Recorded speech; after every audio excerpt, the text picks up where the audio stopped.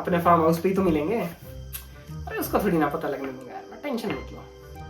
अच्छा फिर farm house पे मिलेंगे, उसके बाद क्या करेंगे? और उसके बाद ये साले तू ये क्या कर रहा है? मुझे लगा मेरी गर्लफ्रेंड ने मुझे पकड़ लिया इसके साथ। हेलो हाँ, अरे तुम 2 मिनट बाद मुझे कॉल कर सकते हो क्या? या फिर मैं ही खुद कॉल कर दूंगा। अभी थोड़ा जरा यहाँ पे एक भालू आ गया। क्या है? अरे युवा मंत्री जी, ये तो देखिए दूसरी तीसरी कक्षा के बच्चे कितनी चीटिंग कर रहे हैं। दूसरी तीसरी कक्षा के बच्चे और इनके ये हाल है। देखो जरा कितनी चीटिंग कर रहे हैं पेपर में। इनका सालों का कुछ करना पड़ेगा। मैं तो कहता हूँ इनको स्कूल से निकाल देना चाहिए। अबे स्कूल से निकालना तो बहुत ज्यादा कम पनिशमेंट हो जाएगी इनके लिए। मैं तो कहता हूँ सालों के माँ बाप का नाम काट देना चाहिए राशन कार्ड के ऊपर से। जब इनके माँ बाप भूखे मरेंगे तब इन्हें पता चलेगा कि चीटिंग करना कितना बड़ा गुनाह है। अरे सर, राशन कार्ड से नाम काटना तो बहुत छोटी सजा होगी। इनके ऊपर देशद्रोह का आरोप लगाना चाहिए। अबे देशद्रोह के आरोप से थोड़ी ना कुछ होगा। एक काम करते हैं, इनको सालों को लोहे की चेयर के ऊपर बैठाकर करंट लगा देता है, तब इनको पता चलेगा। अरे सर, ये भी बहुत छोटा है। एक काम करते हैं, इनको पहाड़ी क्रिएटर्स की वीडियो दिखाते हैं। अरे नहीं नहीं यार, इतनी ब्रूटल सजा नहीं दे सकते हैं तो बेचारे किसी के बच्चे ही है ना। और कोई बात नहीं, करते हैं फिर कुछ। सर ये देखो रिपोर्ट रिलेशनशिप की। People are cheating their partners in the relationship and killing them after that. भाई बहुत दुखद खबर है भाई, मैंने भी सुनी। अब ये बता कि मैं क्या कर सकता हूँ इस चीज में? सर लोग अपने पार्टनर्स को मार रहे हैं। अबे देश में ये सारी चीजों को तुम ट्रेंडिंग चलाओगे तो फिर तुम्हें वोट्स कैसे मिलेंगे? न्यूज चैनल वाले तुम्हें कैसे बुलाएंगे? ऐसी चीजों में ना टीआरपी है और ना ही ऐसी चीजों से वोट्स मिलते हैं। वोट मिलते हैं धर्म के नाम पे, वोट मिलते हैं जात पात के नाम पे। कोई जाति पाति वाला इशू हो इस देश में तो वो मेरे पास लेके आओ, उसके ऊपर बैठ के आराम से 2-4 रील्स बनाएंगे, बस 2-3 फेसबुक की वीडियोस बनाएंगे। एक काम कर, मारो भेलपुरी वाला आया होगा, इसमें पैक करा कर लेके आ, चल जा।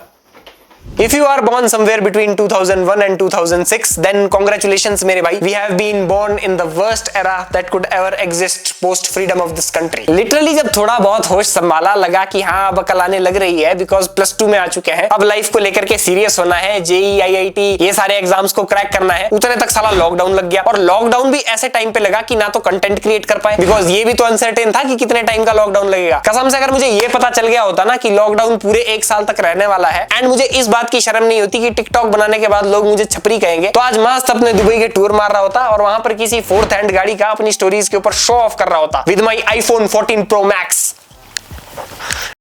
गौर से देख, एप्पल है ये। उस टाइम 10+2 के प्रेशर की वजह से, छपरी बुलाए जाने के प्रेशर की वजह से डिजिटल कंटेंट क्रिएट नहीं कर पाए। और अभी ये जब डिजिटल कंटेंट क्रिएशन की जर्नी शुरू की तो साला कंपटीशन ऐसे हाई हो चुका है जैसे पाकिस्तान का डिल्यूजन हाई हो चुका था ऑपरेशन सिंदूर के बाद, सेंटर ऑफ ग्रेविटी भाईजान। फिर उसके बाद खुद को ही कन्विंस कर लिया कि चलो जो तो हो गया सो तो हो गया, अब आगे का सोचते हैं, कोई अच्छी सी जॉब पकड़ लेते हैं। गवर्नमेंट सेक्टर में गए तो कहीं पर एग्जाम्स लीक हो रहे हैं, कहीं पर कंपटीशन इतना ज्यादा हाई है कि एक 21 साल के लड़के का जो कंपटीशन है वो किसी 26 साल के अधेड़ उम्र के व्यक्ति के साथ हो रहा है। कहीं पर 32 साल के जो लोग है वो भी कंपटीशन में बैठ रहे हैं, जिस कंपटीशन में एक 22-23 साल का लड़का बैठ रहा है। सरकारी जॉब के जब ख्वाब छोड़े तो उसके बाद जो प्राइवेट जॉब है उसमें ट्राई मारने की कोशिश की, वहां पर साला कोई पैकेज ठीक से नहीं दे रहा, सैलरी बहुत ज्यादा कम है, काम रात भर कराते हैं, सैलरी झा।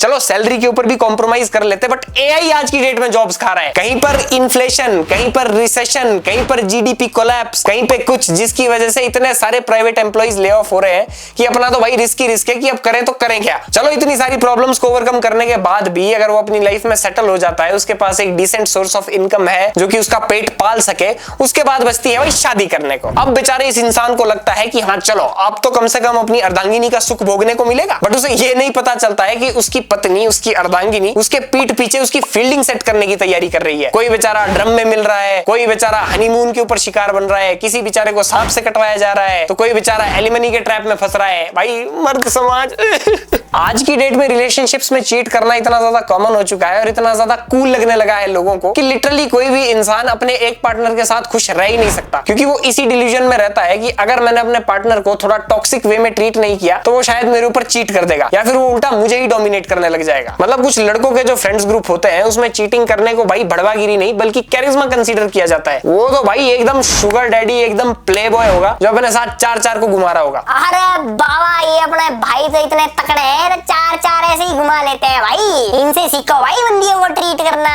अरे बाबा, बंदियां तो डिजर्व ही ये करती है, बंदियां तो प्यार डिजर्व ही नहीं करती। बाबा अपने 4-4 को साथ लेकर के घूम रहे हैं, बाबा चिल एकदम। चीट करने को तो भाई मतलब लिटरली आज की डेट में कैरिज्मा का एक सिंबल बना रखा है लड़कों के अंदर। वहीं पर अगर लड़कियों की बात कर दी जाए, अगर वो अपने पार्टनर के साथ चीट कर लें तो उसकी 2-3 सहेलियां आ जाएगी। यार इट्स कहीं ना कहीं उसका भी फॉल्ट है यार, वो तुम्हें टाइम नहीं दे पाया, that's why you cheated on him यार।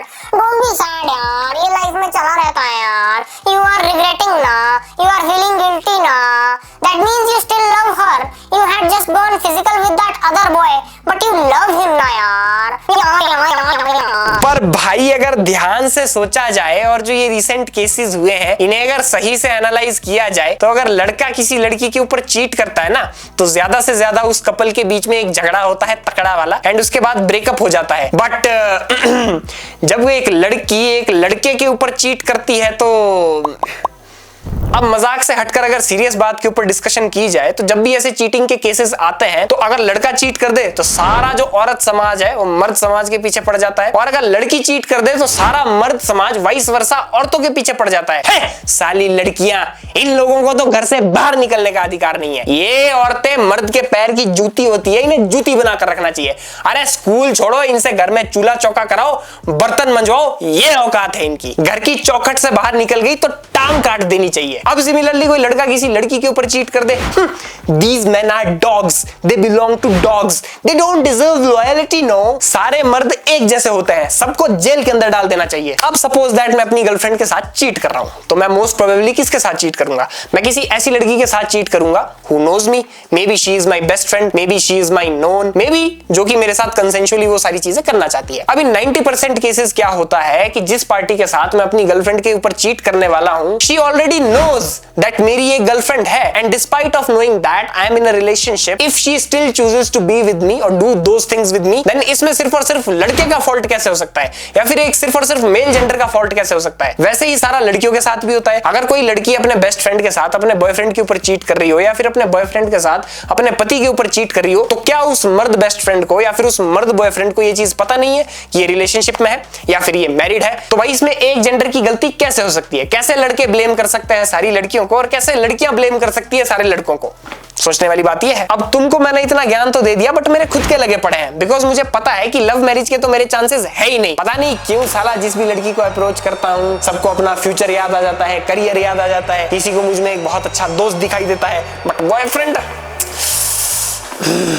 अरेंज मैरिज से इतनी सारी एक्सपेक्टेशंस थी कि फाइनली कोई स्त्री मेरी लाइफ में एंटर होगी। जैसे जैसे केसेस आज की डेट में ये आ रहे हैं उस हिसाब से तो लग रहा है भाई कि अब ये इतना सा जो क्वेश्चन है ये मैं पेरेंटिंग के ऊपर भी उठाना चाहूंगा कि क्या इन लोगों के पेरेंट्स इतने ज्यादा स्ट्रिक्ट थे कि लिटरली इनमें इतने से भी गट्स नहीं हो पाए कि ये एक दूसरे की फैमिलीज को जाकर कन्विंस कर सके that we are in love, we want to get married, ताकि किसी दूसरे इंसान की जिंदगी बर्बाद नहीं होती। बट इनमें इतने गट्स बाद में कहां से आ गए कि इन्होंने एक बेचारे मासूम आदमी को इस तरह से मार दिया, उसके परिवार को बर्बाद कर दिया भाई, माँ बाप की जिंदगी बर्बाद करके रख दी, उजाड़ करके रख दी, क्या कहें। एंड अभी जो लोग एयर इंडिया की उस फ्लाइट में थे जो कि गुजरात से लंदन की तरफ फ्लाई कर रही थी and they got caught by this horrendous tragedy, जिन्होंने अपनी लाइफ लूज की, भाई may God grant peace to their soul. मैं भगवान से यही प्रार्थना करूंगा कि उनकी आत्मा को शांति मिले एंड ऐसा कभी भी दोबारा इंडिया में ना हो। इंडिया तो क्या कभी पूरे वर्ल्ड में ऐसा नहीं होना चाहिए। And if you really enjoyed watching this video then give this video a like, you can subscribe to my channel and if you want to share it with your friends then do so. Don't follow me to follow on Instagram and Facebook where I upload regularly. बाकी मिलते हैं next week. Take care.